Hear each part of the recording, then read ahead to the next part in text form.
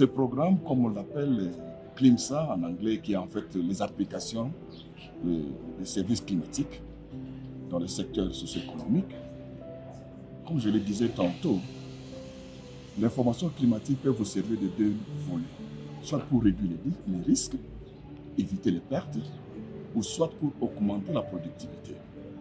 Alors, sur ces deux points de vue, nous pouvons arriver à faire des estimations. Par exemple, pour l'agriculture, si je vous amène l'information sur le début des saisons de pluie évidemment, et que l'agronome ou l'agriculteur prend cette information et plante à la date indiquée. Ceci va déjà lui amener à exploiter convenablement les ressources climatiques. Dans les ressources climatiques, nous avons les précipitations, nous avons la température, nous avons le vent. Parce que les trois là influencent la croissance de culture. Avoir une information précise et prendre une action aussi adéquate vous amène à augmenter la probabilité de la productivité ou de l'augmentation de la productivité. Dans le sens inverse, si je vous dis que voilà cette saison, il y aura une réduction des précipitations, il y a un risque de sécheresse. À ce moment-là, vous n'investissez pas comme avant.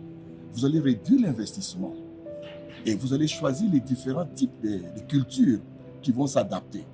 Donc, vous donnant déjà cette information, ça vous réduit de ne pas trop investir, vous réservez. Donc, vous conservez vos ressources. Et à la fin de compte, vous allez vous rendre compte que voilà, si l'information n'était pas là, tu devrais faire comme d'habitude. Or, comme d'habitude, tu pourrais mettre beaucoup d'investissements, il n'y a pas d'eau et il y aura une perte. Donc, l'information climatique t'a permis de quoi?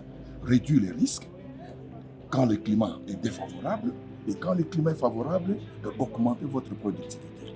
Voilà en fait ces deux philosophies qui vont maintenant amener dans la chaîne des valeurs comment maintenant quantifier les valeurs économiques, la valeur monétaire par exemple, de cette culture-là. Ben, c'est plus facile de prendre un échantillon, un agriculteur qui plante sans conditions météo et un autre qui plante avec des informations climatiques. Voilà, il le fait au hasard, ou par théorie, ou par habitude. Et à la fin, on vérifie qu'est-ce qu'il a produit à l'hectare, qu'est-ce qu'il a vendu. Et à la fin, on peut arriver de voir, voilà, moi j'ai suivi l'information, j'ai augmenté et j'ai vendu. Et de l'autre côté, il n'a pas eu l'information, il a été subi, il a été bité de la perte et la productivité baisse. Donc c'est comme ça, on arrive à voir, avec l'information climatique, il y a augmentation des revenus. Sans information climatique, il y a un risque. Mais il peut y avoir aussi des années que, voilà, sans information, on produit beaucoup, parce que le climat a concordé avec ce qu'il y a toujours d'habitude.